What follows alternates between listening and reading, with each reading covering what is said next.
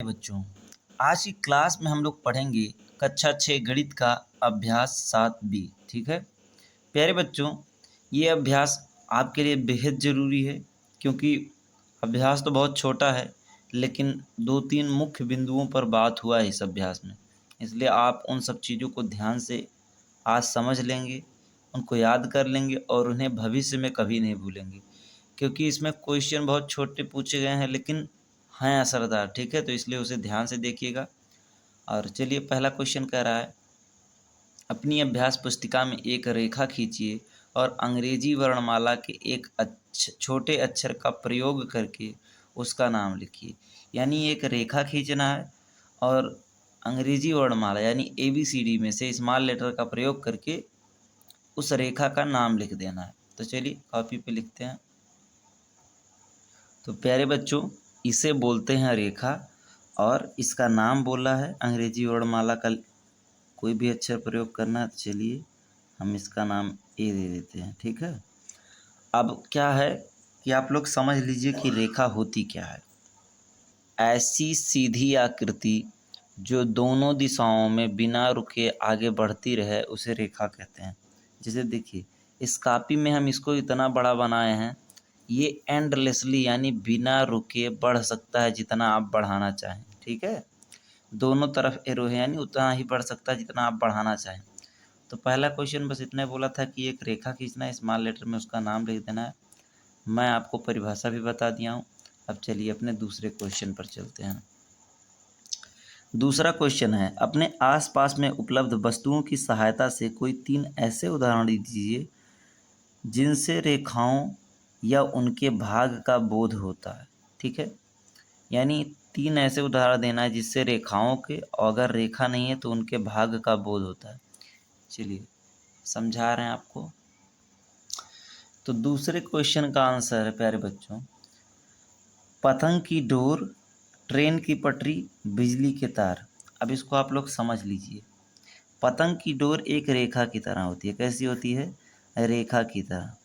अगर रेखा, जैसे रेखा किसे कहते हैं? जो दोनों तरफ बढ़ती रहे, तो आप कह सकते हैं कि पतंग की डोर तो एक समय में ख़त्म हो जाएगी। तो क्वेश्चन में आपको दिया है कि रेखा या उसके भाग, तो रेखा का भाग हो सकता है कि जो पतंग की डोर हो इतने बड़ी हो। समझ पा रहे होंगे बात को। ऐसे सेम यही चीज़ आप समझिए, ट्रेन की पटरी, ये भी एकदम सीधी रेखा होती है। ऐसे बिजली का तार, ये भी सीधी रेखा होती है। अब ऐसे देखा जाए तो सीधी रेखा क्यों कोई नहीं है, क्योंकि अनंत तक रेखा बढ़ सकती है। और कोई पतंग की डोर हो या कोई ट्रेन की पटरी हो या कोई बिजली का तार हो, ऐसा तो है नहीं कि इसका अंत नहीं है। अंत तो सबका है, लेकिन रेखा के लिए ये नियम लगता नहीं है। रेखा क्या होती है? जो अनंत तक बढ़ती जाए, कहीं ना रुके। इसीलिए तो इसके दोनों तरफ क्या है? एरो हैं, दोनों तरफ तो तीर का निशान है।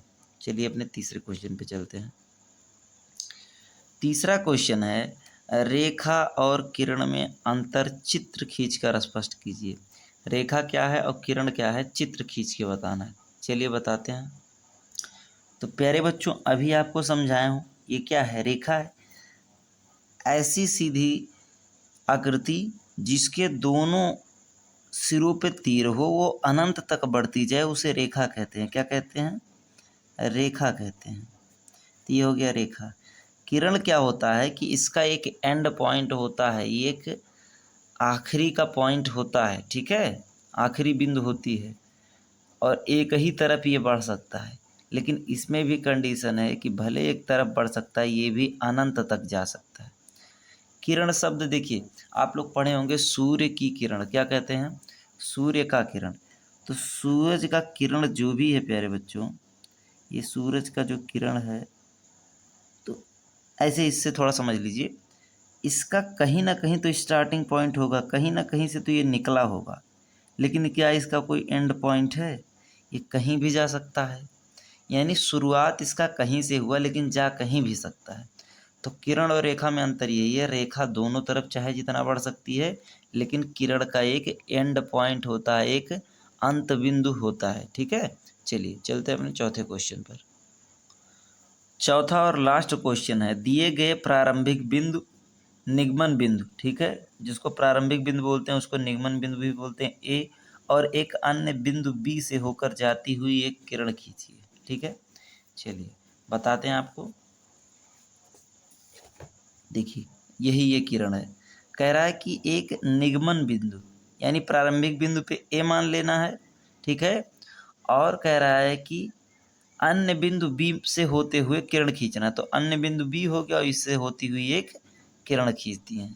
ठीक है ना, जैसे आपसे पूछे कि प्रारंभिक बिंदु ए और एक बिंदु बी और एक सी से होती हुई एक किरण खींचिए, तो ये तीनों से होती हुई हम क्या करेंगे, एक किरण खींच देंगे। अगर यही कहता कि लाइन खींचिए तो इसको लाइन कह देते। ठीक है, अब प्यारे बच्चों ये जो रेखा है इसको इंग्लिश में लाइन बोलते हैं। क्या बोलते हैं, लाइन। इसको बोलते हैं रे। रे मीन्स होता है किरण।